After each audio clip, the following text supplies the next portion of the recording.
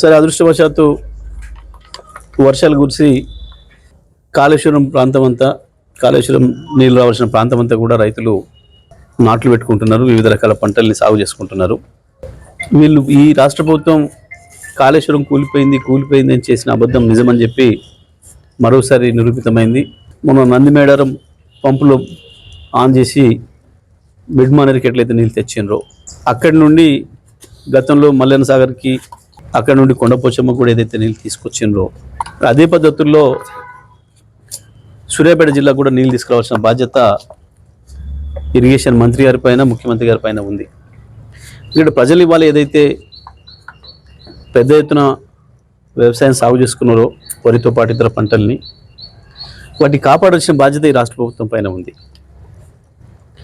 ప్రత్యేకించి సూర్యాపేట జిల్లాలో గత వారం 10 రోజులుగా కురుస్తున్న వర్షాల వల్ల సాగు పెరిగింది. ఇప్పుడు మళ్ళీ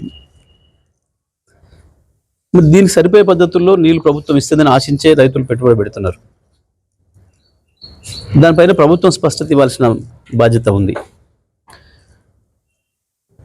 కానీ దురదృష్టవశాత్తు నిన్న చంద్రబాబు నాయుడు, రేవంత్ రెడ్డి గారి ఇద్దరు అవగాహన ఉపన్యాసాలని విన్నాం. ఎంత స్పష్టమైన అవగాహనతో ఉన్నారో ఇద్దరు కూడా. బనకచెర్ల కట్టి తీరుతామని, బనకచెర్లలో ఏదో వృధా జలాలు, సముద్రం పోయే జలాలు మా మీద చెల్లిపోతున్నాయి, మేము వరదలు భరితంగా నీళ్లు వాడుకోమా అని చెప్పేసి మాట్లాడుతున్నాడు చంద్రబాబు నాయుడు. రేవంత్ రెడ్డి మాత్రం ఆ విషయాన్ని వదిలిపెట్టి మళ్ళీ కాళేశ్వరం లేనే లేదు అని ఏదైతే చెప్పిండో ఇది కేవలం బనకచెర్ల కొరకే. చంద్రబాబు నాయుడు ఉపన్యాసానికి మద్దతుగానే రేవంత్ రెడ్డి గారు మాట్లాడారు తెలంగాణ ముఖ్యమంత్రిగా. రెండు వేరు ఉపన్యాసాలు కావు, ఒకటి పోటీ ఉపన్యాసాలు కావు.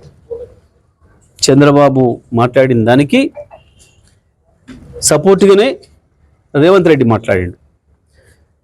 కాళేశ్వరం ఉన్నది, కాళేశ్వరం నుంచి మేము 240 టీఎంసీల నీళ్లు వాడుతున్నాం, అందుకే గోదావరిలో చుక్క నీళ్లు కూడా లేవు, ఎట్టి పరిస్థితుల్లో కూడా బనకచెర్ల కట్టడానికి వీలు లేదు అని చెప్పాల్సింది రాష్ట్ర ప్రభుత్వం.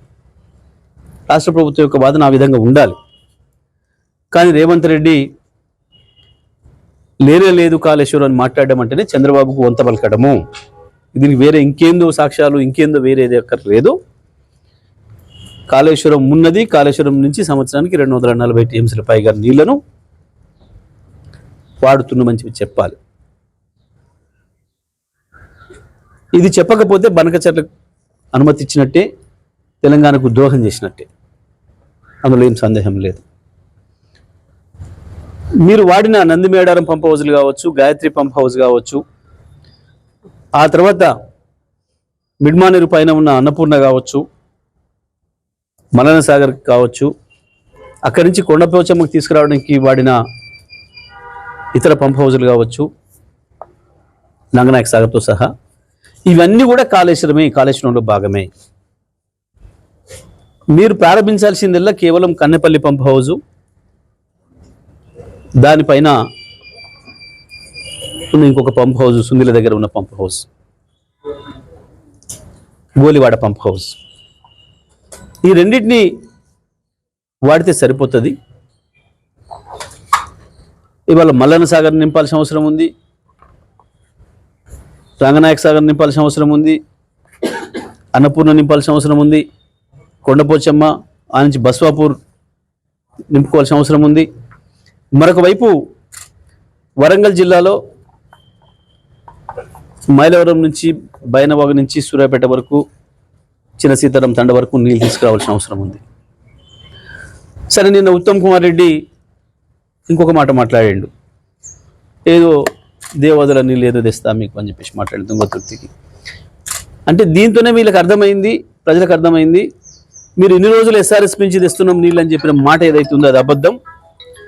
గత 4 సంవత్సరాలు సూర్యాపేట జిల్లా రైతాంగం కావచ్చు, వరంగల్ జిల్లాలోని మిగతా ప్రాంతాల్లో రైతాంగం కావచ్చు, వాడిని మొత్తం కూడా కాళేశ్వరం నీళ్ళు అనే విషయాన్ని నేను స్పష్టంగా చెప్పిండు ఉత్తమ్ కుమార్ రెడ్డి.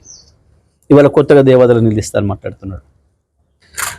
తెలంగాణ రైతాంగం, సూర్యాపేట జిల్లా రైతాంగానికి ఒకటే కావాలి, నువ్వు నీళ్ళు ఇవ్వాలి అంతే. దానికి ఏం పేరు పెడతావో, ఏం చేస్తావో ఈ సంవత్సరం ఒక ఎకరం ఎండిపోకుండా నీళ్ళు ఇవ్వాల్సిన బాధ్యత ప్రభుత్వం పైన ఉంది.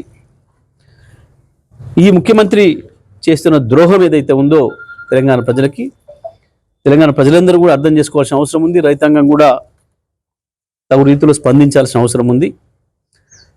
నిన్నటి స్వాతంత్ర దినోత్సవ సందర్భంగా చేసిన ఉపన్యాసాలు చంద్రబాబు నాయుడుకు ఉపయోగపడే పద్ధతుల్లో చంద్రబాబు నాయుడు ఉపన్యాసం కొనసాగింపులో భాగంగానే రేవంత్ రెడ్డి కూడా మాట్లాడిండు.